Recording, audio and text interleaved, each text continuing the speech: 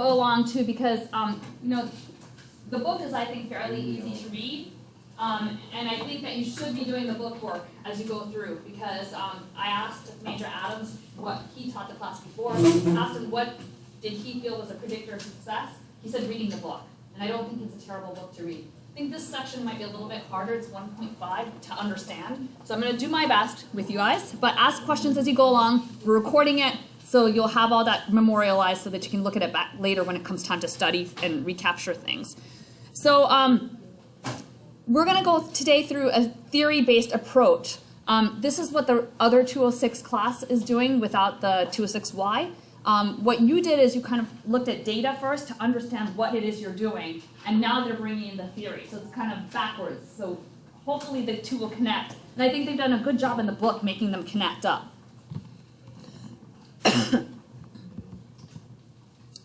So let me ask you first, where does a null distribution come from? How do you come up with a null distribution? What is the null distribution? It's like it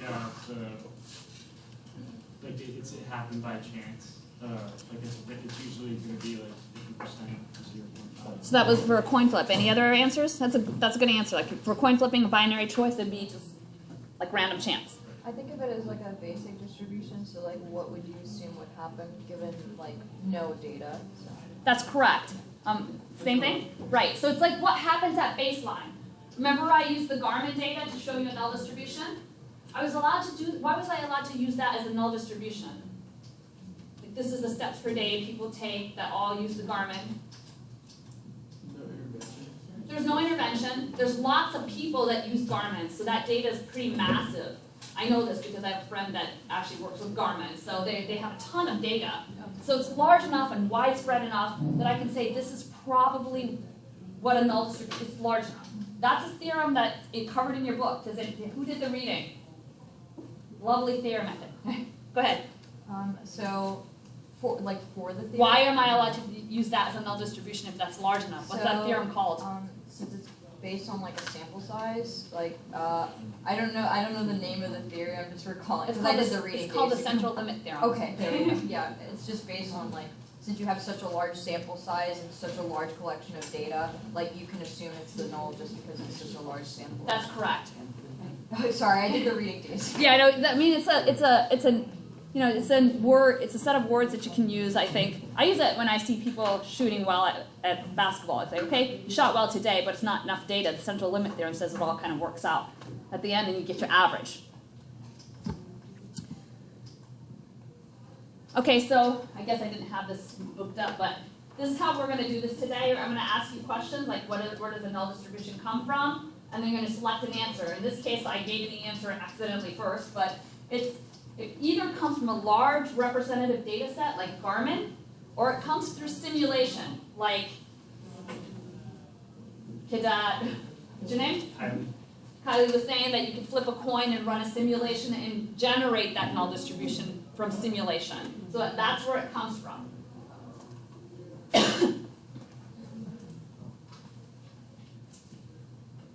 So what if I want to compare something? This happens all the time. And I don't have I call this a benchmark distribution. I need some kind of distribution to compare it to tell you that there is an effect or that I'm different. That's what I'd like to know. Usually when we have data, we'd like to know, is this different?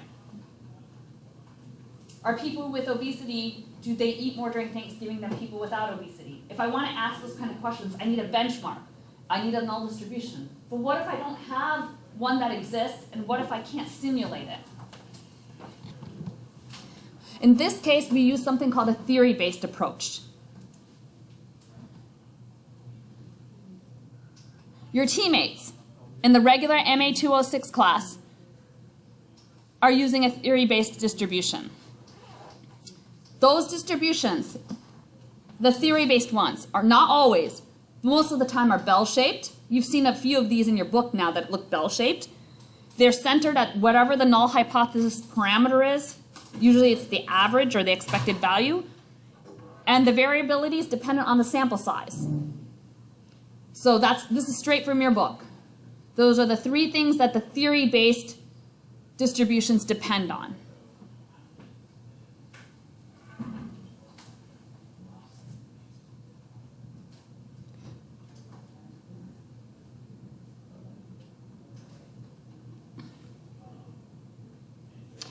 So I need you guys to be more lively. I haven't got much rest over the last few days. I know you haven't either, but if your teacher falls asleep at the front of the class, that's not a good thing. I'm depending on you.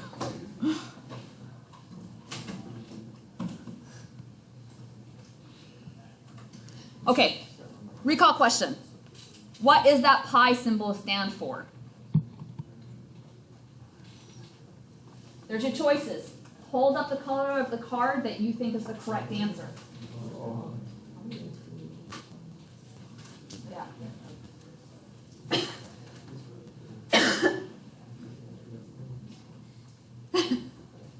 Right. It's the green one. Correct.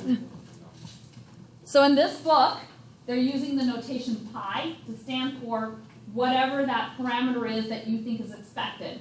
It's the probability, for example, of landing a head on a fair coin toss. Pi doesn't change with the sample. So if I change, it's not dependent on the sample. Like pi equals a half is always a half, even though my sample for coin tosses is going to change that average value that I get from that sample. So it's not the average, it's not the mean.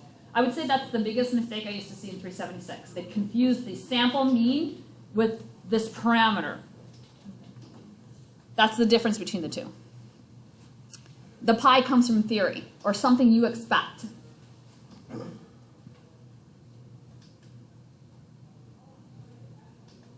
Tracking? He's got a confused look, so I'm like, tracking? Oh, yes, ma'am. I was just doing that, so I was just reading it. All right, just making sure everybody understands. Like on the homework, it just has it as probability of success. Is that? That could be what it is, but it could be proportion. So Okay. you're going to do something with proportions today. It could be, it's whatever what you're looking at. You know, it could be probability of success.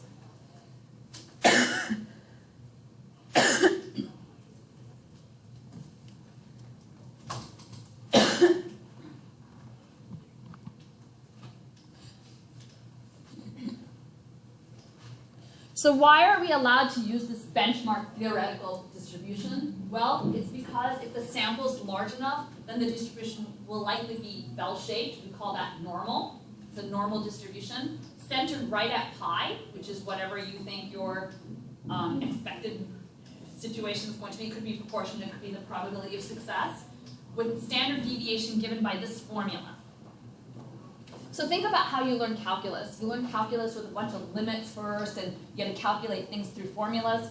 You're kind of doing this the other way around now. You're seeing, this is what your comrades in the other 206 are going to see. They're going to see the formulas. But this formula comes from a reason. It comes from the reason that if you have a large enough sample size, it should make sense to you too. That the more data I get and the larger that sample size is, the more it's going to look a certain way.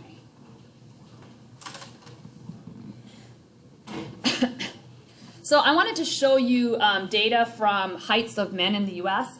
So there's actually this study called NHANES. I always get the acronym wrong. Nutrition, Health, Assessment. We're the best at it out of the world. The United States is tracking the health of our nation. So the CDC actually has these mobile carts that go throughout the nation, and they evaluate people. They take blood work from them. They measure their fat and lean mass with a DEXA machine. They have a DEXA machine inside of this mobile clinic. They get heights. It's measured heights. Because what do you think will happen if you ask people their weight and height? Right, you're going to say, women tend to say they weigh less, men tend to say they're taller. Wait, so ma'am, if we have the best, like, I guess you could say people who live around, or we're still the worst at health, is that correct?